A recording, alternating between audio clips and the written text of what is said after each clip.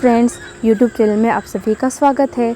आज हम महाभारत कथा में देखेंगे पांडवों की विश्व विजय के बारे में। इससे पहले मैं आपको बता दूं कि महाभारत कथा की कुछ वीडियो मैंने पहले ही अपलोड कर दी है। अगर आपने वो वीडियोस ना देखा हो तो मेरे YouTube चैनल में जाकर देख सकते हैं। तो चलिए शुरू करते हैं। पांडवों की विश्व विजय। विदुर के विरोध करने पर भी धृतराष्ट्र ने उसी को इंद्रप्रस्थ जाकर युधिष्ठिर को आमंत्रित करने के लिए कहा। साथ ही यह भी कहा कि वह पांडवों को उनकी योजना के विषय में कुछ न बताए। विदुर उनका संदेश लेकर पांडवों को आमंत्रित कर आए। पांडवों के हस्तिनापुर में पहुंचने पर विदुर ने उनको एकांत में संपूर्ण योजना से अवगत कर दिया। तथापि युधिष्ठिर ने चुनौती स्वीकार कर ली तथा द्युत क्रीड़ा में वे व्यक्तिगत समस्त दांव हारने के बाद भाइयों को, स्वयं अपने को तथा अंत में द्रौपदी को भी हार बैठे। विदुर ने कहा कि अपने आप को दांव पर हारने के बाद युधिष्ठिर द्रौपदी को दांव पर लगाने के अधिकार नहीं रह जाते, किंतु धृतराष्ट्र ने प्रतिकामी नामक सेवक को द्रौपदी को वहां ले आने के लिए भेजा। पति ने उससे यही प्रश्न किया कि धर्मपुत्र ने पहले कौन सा दांव हारा है, स्वयं अपना अथवा द्रौपदी का। दुर्योधन ने क्रोध होकर दुशासन भाई से कहा कि वह द्रौपदी को सभा भवन में लेकर आए। युधिष्ठिर ने गुप्त रूप से एक विश्वस्त सेवक को द्रौपदी के पास भेजा कि यद्यपि वह राजस्वला है तथा एक वस्त्र में है, वह वैसी ही उठकर चली आए। सभा में पूज्य वर्ग के सामने उसका उस दशा में कल्पते हुए पहुंचना दुर्योधन आदि के पापों को व्यक्त करने के लिए पर्याप्त होगा। द्रौपदी सभा में पहुंची तो दुशासन ने उसे स्त्री वर्ग की ओर नहीं जाने दिया तथा उसके बाल खींचकर कहा, हमने तुझे जुए में जीता है, अतः तुझे अपनी दासियां में रखेंगे। द्रौपदी ने समस्त कुरुवंशियों के शौर्य, धर्म तथा नीति को ललकारा और श्री कृष्ण को मन ही मन स्मरण कर अपनी लज्जा की रक्षा के लिए प्रार्थना की। सब मौन रहे, किंतु दुर्योधन के छोटे भाई विकर्ण ने द्रौपदी का पक्ष लेते हुए कहा कि हारा हुआ युधिष्ठिर उसे दांव पर नहीं रख सकता था, किंतु किसी ने उसकी बात नहीं सुनी। कर्ण के उकसाने से दुशासन ने द्रौपदी को निर्वस्त्र करने की चेष्टा की। उधर विलाप करती हुई द्रौपदी ने पांडवों की ओर देखा तो भीम ने युधिष्ठिर से कहा कि वह उसके हाथ जला देना चाहता है जिनसे उसने जुआ खेला था। अर्जुन ने उसे शांत किया। भीम ने शपथ ली कि वह दुशासन की छाती का खून पिएगा तथा दुर्योधन की जांघ को अपनी गदा से नष्ट कर डालेगा। द्रौपदी ने विकट विपत्ति में श्री कृष्ण का स्मरण किया। श्री कृष्ण की कृपा से अनेक वस्त्र वहां प्रकट हुए जिनसे द्रौपदी आच्छादित रही। फलत उसके वस्त्र खींचकर उतारते हुए भी दुशासन उसे नग्न नहीं कर पाया। सभा में बार बार कार्य के अनुचित्य अथवा औचित्य पर विवाद छिड़ जाता था। दुर्योधन ने पांडवों को मौन देख द्रौपदी की दांव में हारे जाने की बात ठीक है या गलत, इसका निर्णय भीम, अर्जुन, नकुल तथा सहदेव पर छोड़ दिया। अर्जुन तथा भीम ने कहा कि जो व्यक्ति स्वयं को दांव में हार चुका है वह किसी अन्य वस्तु को दांव पर रख ही नहीं सकता। धृतराष्ट्र ने सभा की नब्ज पहचान कर दुर्योधन को फटकारा तथा द्रौपदी से 3 वर मांगने के लिए कहा। द्रौपदी ने पहले वर से युधिष्ठिर की दास भाव से मुक्ति मांगी ताकि भविष्य में उसका पुत्र प्रतिविंध्य दास पुत्र ना कहलाए। दूसरे वर से भीम, अर्जुन, नकुल तथा सहदेव की शस्त्रों तथा रथ सहित दास भाव से मुक्ति मांगी। तीसरा वर मांगने के लिए वह तैयार ही नहीं हुई, क्योंकि उसके अनुसार क्षत्रिय स्त्रियों 2 वर मांगने की ही अधिकारिणी होती है। धृतराष्ट्र ने उनसे संपूर्ण विगत को भूलकर अपना स्नेह बनाए रखने के लिए कहा।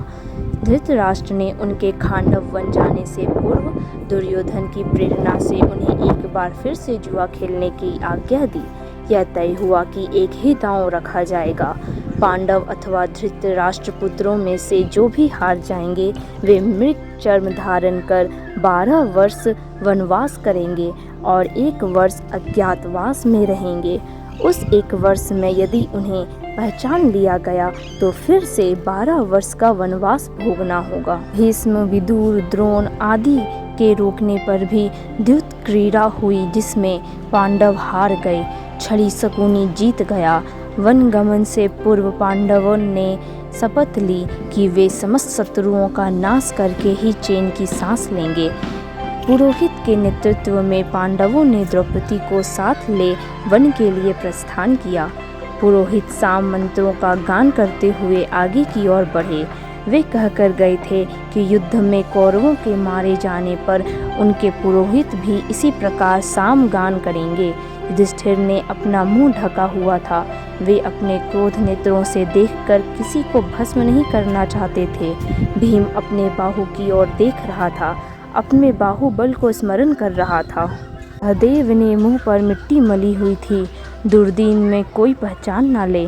नकुल ने बदन पर मिट्टी मल रखी थी, कोई नारी उसके रूप पर आसक्त ना हो। द्रौपदी ने बाल खोले हुए थे, उन्हीं से मुंह ढककर विलाप कर रही थी। जिस अन्याय से उसकी वह दशा हुई थी, 14 वर्ष बाद उसके परिणाम स्वरूप शत्रु नारियों की भी वही दशा होगी। वे अपने सगे संबंधियों को तिलांजलि देंगी। वनवास के 12वें वर्ष के पूरे होने पर पांडवों ने अब अपने अज्ञातवास के लिए मत्स्य देश के राजा विराट के यहाँ रहने की योजना बनाई। उन्होंने अपना वेश बदला और मत्स्य देश की ओर निकल पड़े। मार्ग के एक भयानक वन के भीतर के एक शमशान में उन्होंने अपने अस्त्र शस्त्रों को छुपा कर रख दिया और उनके ऊपर मनुष्यों के मृत शवों तथा हड्डियों को रख दिया, जिससे कि भय के कारण कोई वहां ना आ पाए। उन्होंने अपने नाम भी रख लिए, जो थे जय, जयंत, विजय, जयसेन और जयद्वल। किंतु ये नाम केवल मार्ग के लिए थे। मत्स्य देश में वे इन नामों को बदलकर दूसरे नाम रखने वाले थे। राजा विराट के दरबार में पहुंचकर युधिष्ठिर ने कहा, हे राजन, मैं व्याघ्रपाद गोत्र में उत्पन्न हुआ हूँ तथा मेरा नाम कंक है। मैं द्युत विद्या में निपुण हूँ। आपके पास आपकी सेवा करने की कामना लेकर उपस्थित हुआ हूँ। विराट बोले, कंक, तुम दर्शनीय पुरुष प्रतीत होते हो। मैं तुम्हें पाकर प्रसन्न हूँ, अतएव तुम सम्मान पूर्वक यहाँ रहो। उसके बाद शेष पांडव राजा विराट के दरबार में पहुँचे और बोले, हे राजा धीराज, हम सब पहले राजा युधिष्ठिर के सेवक थे। पांडवों के वनवास हो जाने पर हम आपके दरबार में सेवा के लिए उपस्थित हुए हैं। राजा विराट के द्वारा परिचय पूछने पर सर्वप्रथम हाथ में करछी कढ़ाई लिए हुए भीमसेन बोले, महाराज, आपका कल्याण हो। मेरा नाम वल्लभ है। मैं रसोई बनाने का कार्य उत्तम प्रकार से जानता हूँ। मैं महाराज युधिष्ठिर का रसोइया था। सहदेव ने कहा, महाराज, मेरा नाम तंतीपाल है। मैं गाय बछड़ों के नस्ल पहचानने में निपुण हूँ और मैं महाराज युधिष्ठिर के गौशाला की देखभाल किया करता था।